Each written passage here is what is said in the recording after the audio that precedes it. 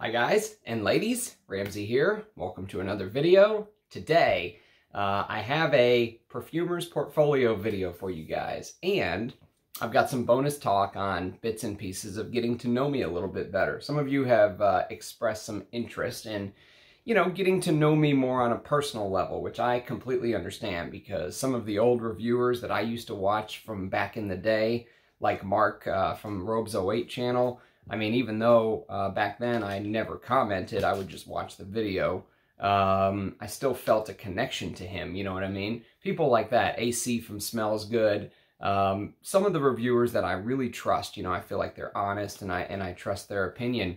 And so I figured I would tell you guys a little bit about my life. Today was a bit of an insane day for me, because there were some amazing things, some awesome things, some bad things, some scary things, all that good stuff.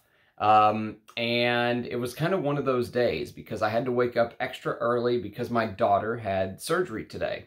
And anytime a 2-year-old has surgery, even if it's a routine, they were just taking her tonsils out, it's, whenever the nurse asks you, hey, can we give her blood to save her life should something happen to her, it still kind of hits you in the moment, like it really is a wake-up call.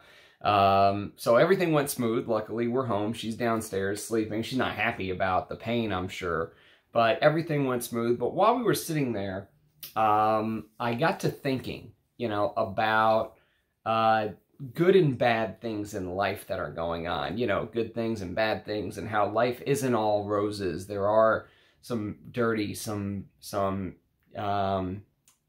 painful aspects of life as well. And I was thinking, as my brain was wandering when I should have been focusing on studying for my CFP course and reading the material, my brain was wandering on, I wonder if that's what really makes a good perfume. I wonder if the good elements, the dirty elements mixed with the clean elements is really what makes a good perfume to me. Because if you think of perfume as a reflection of life or as an art form, there's a lot of ugliness in life, and a good perfume should be able to capture some of that dirtiness, that grief, if you will, along with the beautiful side of it. My daughter's going to go through some pain for a week or two recovering, and then hopefully, short-term pain, long-term gain kind of thing.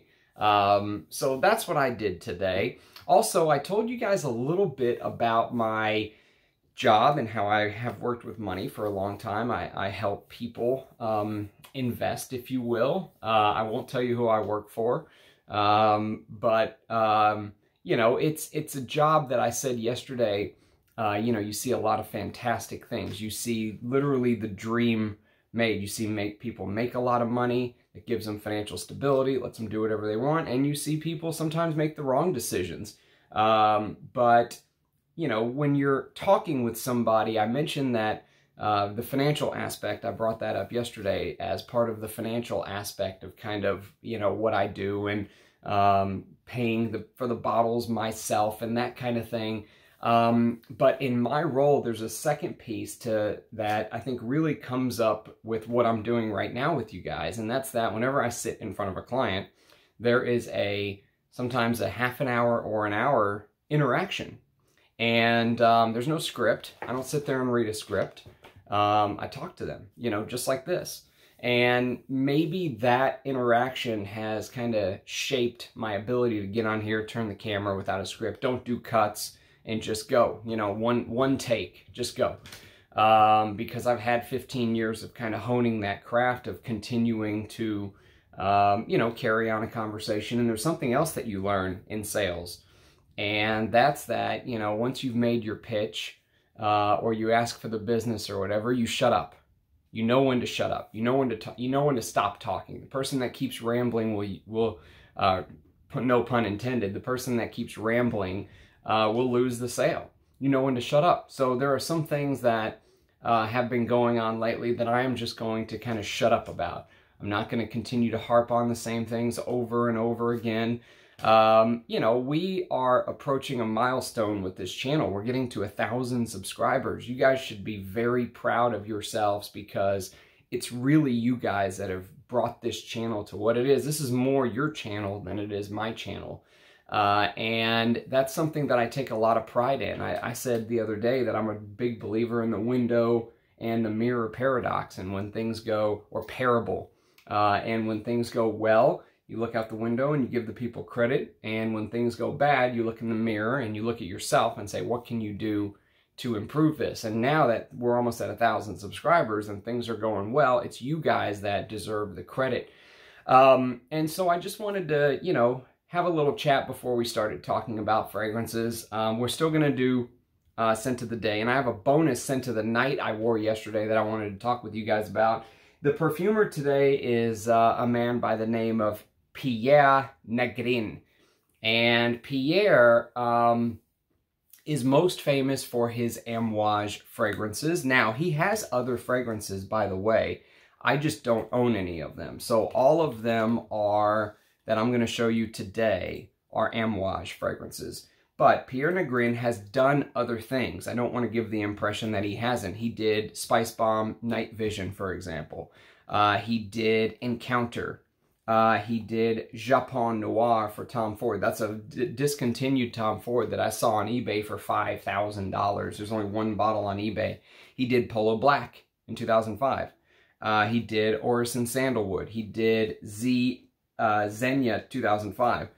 Acqua di Bergamatto 2015. I don't own any of those. All of my fragrances are Amouages. But before we get into the Amouage fragrance collection, we're going to do scent of the day as is customary. So I had to go to the hospital, like I said. And, you know, I wanted something that was, I didn't want to wear something flashy. I wore a Roja yesterday, just sitting around the house. And I leave the house and I wear this, a $10 fragrance, Homme de Café. But let me tell you something. I enjoy this. I've enjoyed wearing this fragrance today just as much, if not more, than Roja's Vetiver yesterday. Roja's Vetiver is the worst Roja fragrance that I own, in my opinion. I would have been much better off just wearing my Guerlain Vetiver, or, you know, something like that, Encre Noir. I enjoy those more for whatever reason. Roja's Vetiver is, it's okay, but for $500, you don't want okay. You want absolutely spot-on, amazing juice, and it's not that to me. This is an amazing scent because there's a lot of different facets to it. Someone on Base Notes said that it reminds them of this, Givenchy's Xerius, and I understand where they're coming from. By the way, Alberto Morillas did this. Look, I got my cloth back. I don't want Eugene to write me any tickets for fingerprints. So I got my handy-dandy microfiber cloth. And so Homme de Café is the oldest Alberto Morillas fragrance I've seen. I'm sure he's done other stuff that didn't turn into a fragrance like this. But for me, this is the oldest Alberto Morillas fragrance, 1978. He was very young back then. And this is orange with bergamot, raspberry, cedarwood, musk, and the kicker is this clove leaf / carnation accord, and it does smell a bit like the spicy carnation that you smell in Abbey Rouge. That's the association that I got. It's a bit like the spiciness of Eau de Hermes, but nowhere near the quality of Eau de Hermes. Eau de Hermes blows this out of the water. But then you mix in this spicy carnation with Abbey Rouge, and then maybe a little bit of Givenchy's Xerius. And, you know, for a $10 fragrance, I mean, now, I'm going to tell you to try to get the version that says manufactured by COFCI. I don't know if it's the same company as Coffin Lux, but Sebastian did a video where he bought the modern bottle and said that it smelled terrible. It didn't smell anywhere near as good as what he remembered. So since this is such a cheap fragrance, you can go to Enchanté, you can go to Amouage, and you can buy the vintage. Spend 30 bucks instead of 10 and get yourself the older formulation. I'm loving this fragrance today. It's spicy. If you like spicy fragrances, you know how Eau de Hermes has that spiciness to it? If you like fragrances like that, woody, spicy, little bit of fruitiness from the raspberry, check out Homme de Café. Amazing. This is a $10 fragrance. I'll do a full review on it one day. Okay, now I want to talk about my scent of the night, which I don't always do, but I did an unboxing yesterday, and in that unboxing, out came this little devil, Hermes Amazon. And you can see this is the vintage bottle. The newer bottles look like the newer Hermes bottles that look like this. They're in this style. This is what the older bottle looks like. And I'll tell you what, I've never smelled the new juice, but the reason I bought this is that I was on a stream with Eugene, and he said, hey, you know, I tried the newer one, and I think that maybe this one is worth getting a vintage. Or he said something like that. He sampled the newer one. It's worth getting the vintage. Well, you know me. I heard that, and I went and got it. And boy, am I glad I did, because this, if you're a chiffre lover, I've mentioned some chiffres that I've scored recently, like Chilenga from Balenciaga. There's a couple women's chiffres that I scored recently that I'm really loving. I'm pretty sure that this is a chiffre fragrance, Dior Essence. This might be Guy Robert's best work, by the way. This really, really took me back. I was not ready for the beauty of Dior Essence. What a find this was in the vintage packaging. If you can find a bottle like this, the Eau de Toilette, I would highly... I think I like this more than Equipage even. This is competing with Amouage Gold Man for Guy Robert's best fragrance, in my opinion.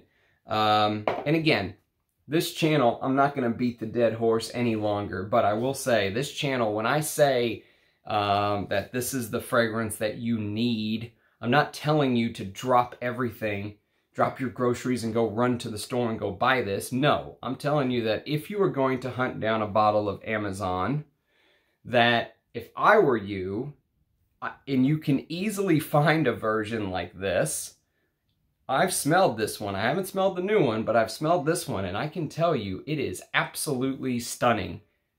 I really enjoyed wearing this last night. There's also a little bit of spiciness to this fragrance as well. So this was 1974. This is 1978, okay? So 74, 78. And this is a floral chiffre fragrance that uses some spicy notes, like there's a cassia note.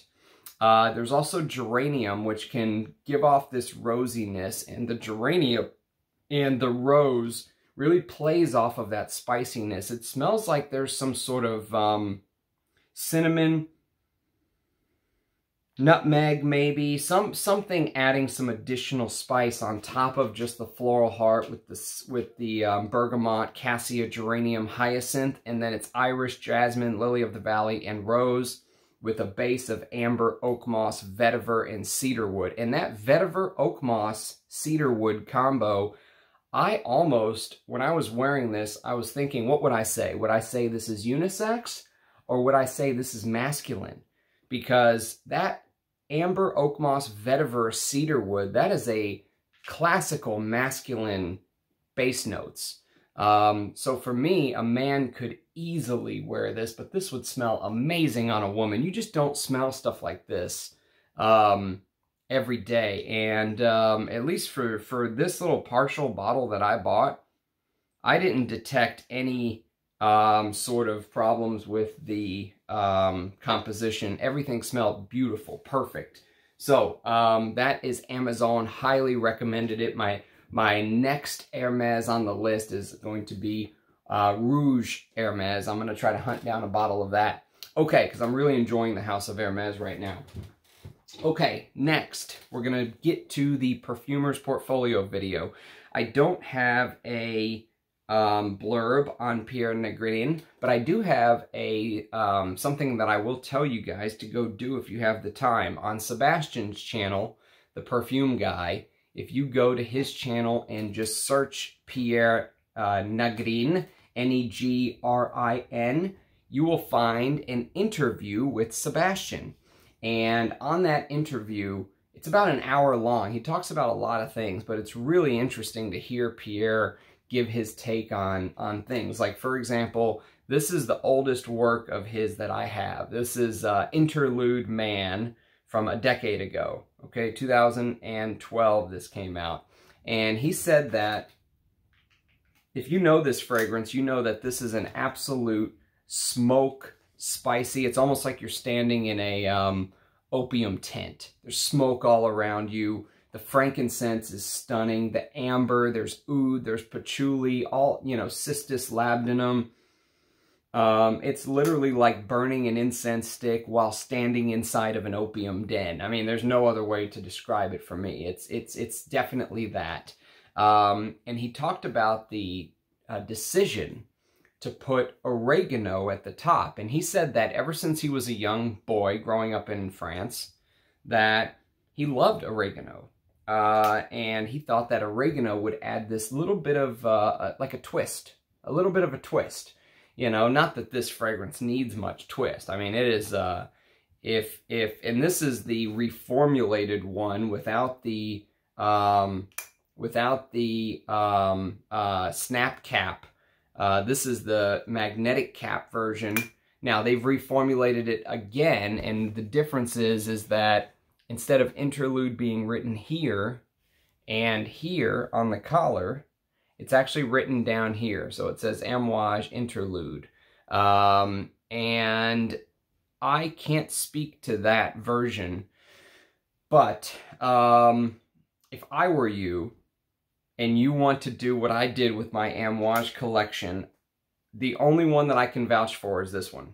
I've heard people that I trust say the older formulation with the snap cap, not the magnetic cap, is even better. But then I heard people like Eugene say that better means that he was even more beast mode, and he couldn't take it, that he preferred this version.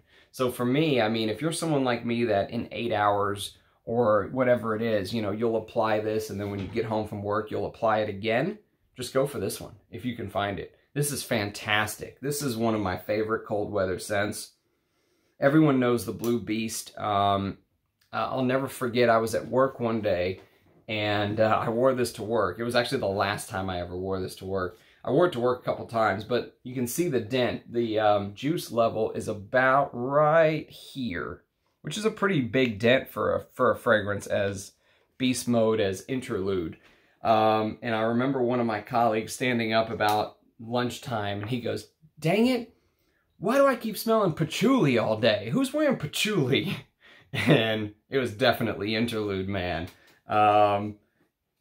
He probably was smelling more than just patchouli, but for some reason he picked out the patchouli, and I thought that was kind of funny. But Interlude Man is unique.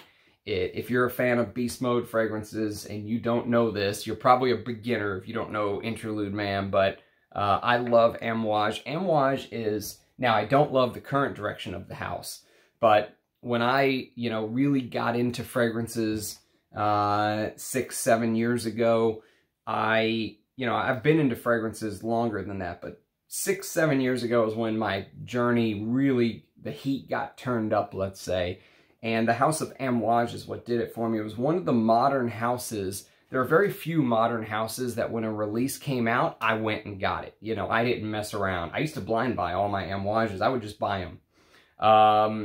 And, you know, it's kind of one of those things that I won't do anymore because of modern Amouage releases, like Boundless, for example, really let me down.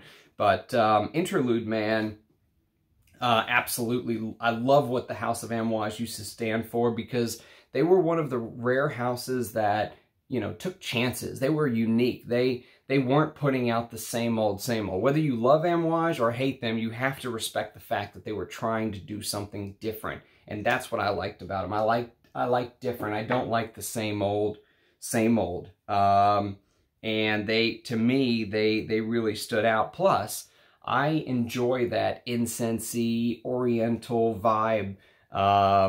And Pierre Negrin has a couple here that are, you know, you'll hear a couple coming up saying, this is my favorite this is my favorite that. So next we're going to do a compilation. He did this as a duo perfumer with Alberto Morillas. This is Journeyman. Look at this bottle. I mean, I'm in love with this bottle. This bottle is absolutely stunning. It's got gold down the side. It says the name right there. You can kind of see it. But look at the regal red with the matching crystal. I mean, I'm not a huge fan of presentation, but Amouage is just, it's the perfect mixture of, you know, a little bit of opulence, but still being classy to me. There's just something so classy, and that magnetic cap is just so satisfying. Journeyman. So, this is a fragrance that relies on a couple notes: Szechuan pepper, cardamom, neroli, bergamot at the top, with juniper berry, frankincense, tobacco in the mid, and also a synthetic fragrance, or a synthetic note called geraniol. I'm not 100% sure what geraniol is, but I would guess maybe it has to do with geranium in some sense, because again, I'm not a perfumer, I'm just a fragrance nut. And then there's tonka bean, cypriol, leather, and ambrox in the base. Now, in the old days, when this came out, 2014, 2015, this came out in 2014, this was my favorite cypriol fragrance, okay? In the last couple years, I've got to know Promise, and I think Promise has dethroned Journeyman as my favorite cypriol fragrance, but this is definitely the best use of Szechuan pepper I think I've ever seen. You know, it has this spiciness to it. That red is just perfect.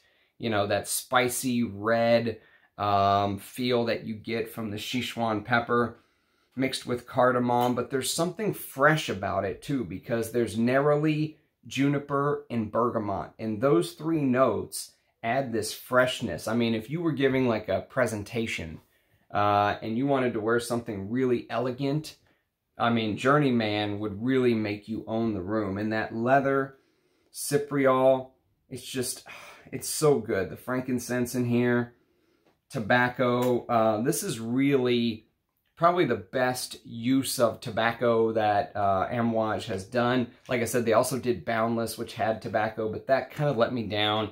It just went too amber woody for me, for the money, you know, for what I was expecting. Can't say I'm impressed with where the house is going ever since Christopher Chong left. And then, to make matters worse, I went on their website yesterday because I was getting ready for this video, and I was just kind of looking around, and you know, they've got these Atars on there now that are like $500 or $600 for 8 ml or something. Who's buying that? I think the set was like $2,800. That's insanity. I mean, Amouage has completely gone off the rails to me.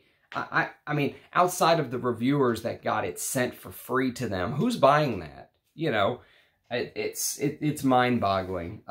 Okay, next, we're going to talk about a decant. I have 3 of these decants, by the way. This is Opus IX. Okay, and I told you I would show you their samples. I told Rich Mitch on his stream I would show you guys an Amouage sample, because he was shocked that they have caps. Not just the Opus line, all of the Amouage have caps, but these caps are even better. So check this out. This is how it comes in this little sleeve.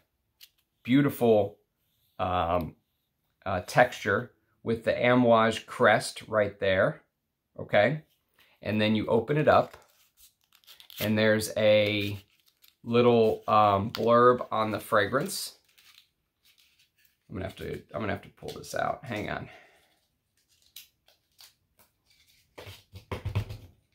Come on, baby. Come out of your home. Don't be scared. Okay. So you get this little blurb on the fragrance. And it says, inspired by the omniscient allure of a library. This collection is a celebration of integrity, creativity, and virtuosity. A place where the soul leaves an imprint of the art of living.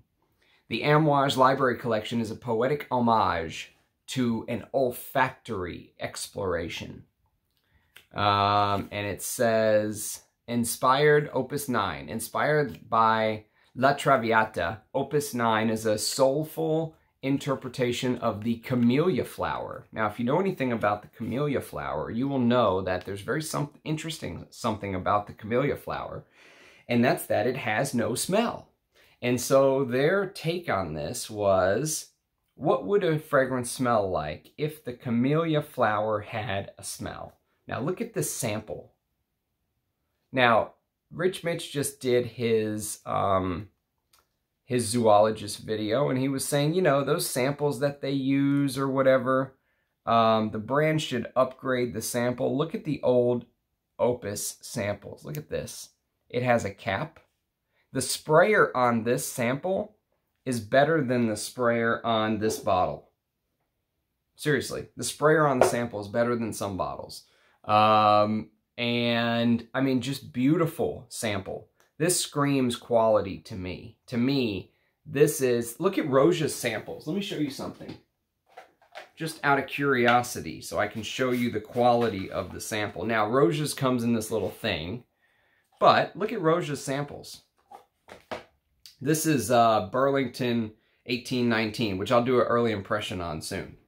So this is Burlington 1819. This is Roja's samples. Look at Amouage's samples. Look at the difference. Absolutely annihilates it. Just completely kills Roja's samples. Look at the sprayer on these. I mean, it is, it's a hands down annihilation as far as samples go. This is the kind of detail Amouage used to do back in the day. This is the kind of, this is one of the reasons I love the House of Amouage. That, and I love the fragrances, and I love the fact that Christopher Chong had balls. He had the guts to take a chance, and it didn't always work. I think Honor Man was a flop. But this fragrance, by the way, I should read you the notes, because it is Camellia Accord, which again doesn't smell like anything to my understanding. Black pepper, jasmine, Gaiac wood, beeswax, leather, gray amber, so ambergris, vetiver, and civet. I almost bought a bottle of this. I was waffling. I like it this much that I was waffling. I said, oh God, this is full-on floral animalic with leather and beeswax and ambergris. The civet in this is gorgeous. The leather, beautiful. It smells like there's real ambergris in this. I mean, it's like $400 a bottle, so it should be. But that beeswax note, and this is a Pierre Negrin and Nathalie Lorson. And Nathalie Lorson loves using two notes that are very popular in her perfumes. Black pepper, vetiver, and she also likes using Gaiac wood, by the way, and musk. Those four notes, black pepper, Gaiac wood, vetiver, and musk are pretty common throughout her compositions. And the black pepper usage in this screams Nathalie Lorson. But there is a little bit of Pierre Negrin here. There's a little bit of that heavy-handed interlude touch to Opus 9.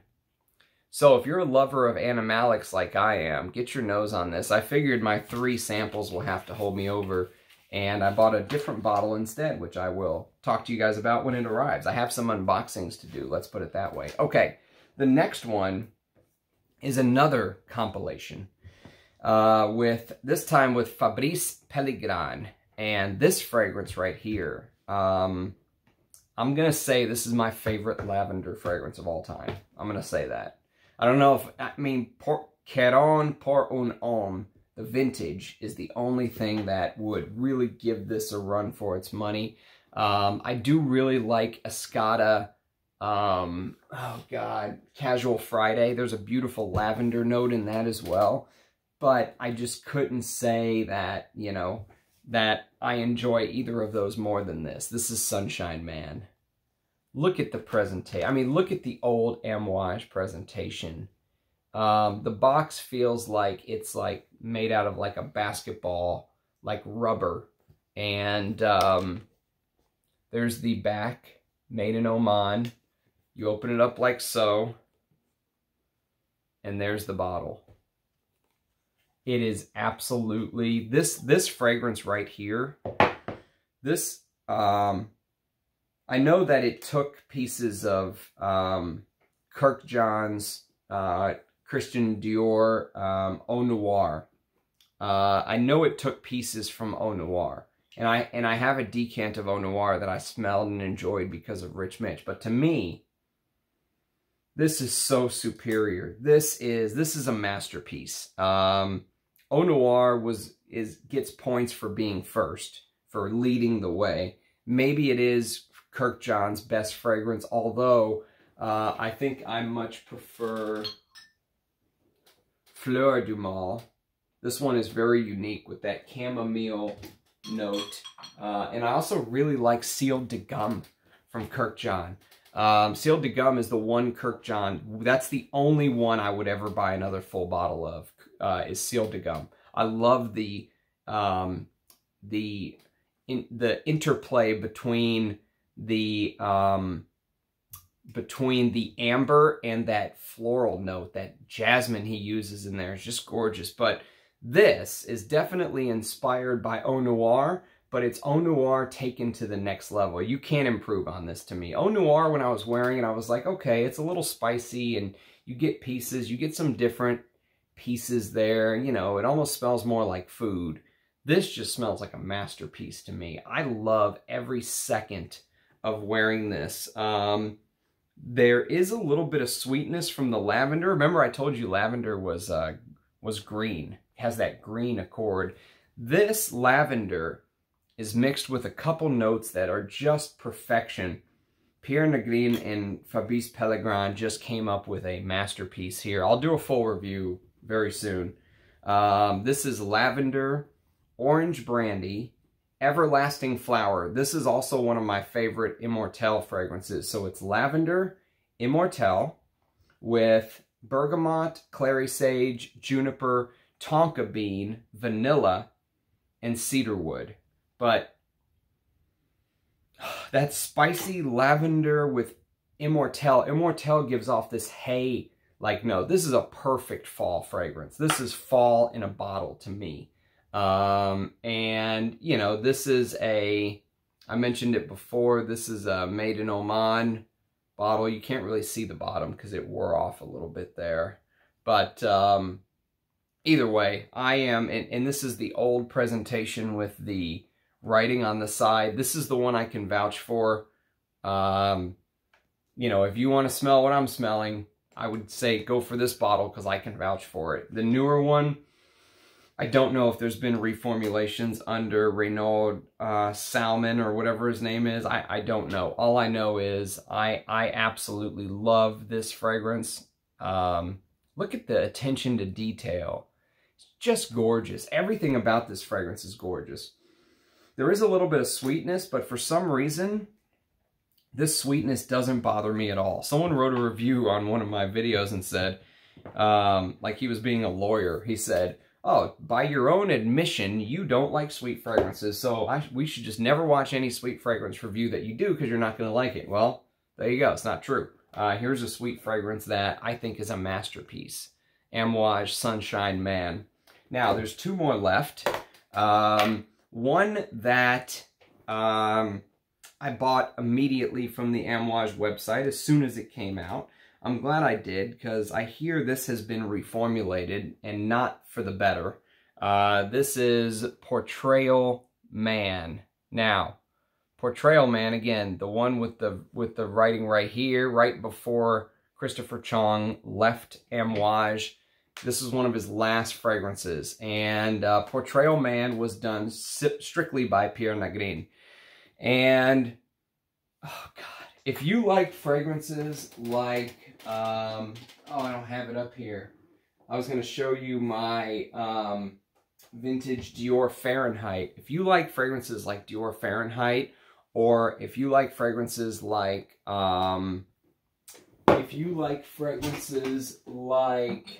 this, Jeffrey Bean's Gray Flannel, that kind of vibe. You see what I'm getting at? Violet Leaf.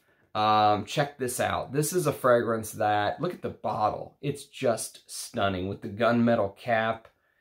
I love Amouage's presentations. This is Violet Leaf at the top, Vetiver in the mid, Canary Island Juniper in the base. Also, in that interview he did with Sebastian, Pierre Negrin said that there's also some other things in here that's not listed, which is not surprising. This is the first fragrance that Amouage only listed 3 notes, which was starting to pick up steam in 2019 as like a trend. I hate that trend. I despise that trend of them only giving 3 notes. You can look at the dent. This is not decanted, by the way. This is my dent. I love this fragrance because it's so versatile. You could wear this anytime. I wear this I even wear this in summer. There's just something, if you like that gasoline note accord that old Fahrenheit used to give you, even new Fahrenheit. I have a 2014 bottle of Fahrenheit as well, 200 ml, and I enjoy wearing the heck out of that. I wear the piss out of that fragrance. But if you like that gasoline dirty opening, this is like a niche version of that. The gasoline dirtiness, I don't know how they did it with the regulations, but this is beautiful. Absolutely 80s masculine in a bottle, in a modern niche bottle. Love it. And that vetiver, something about vetiver where I really feel like you can wear it any time.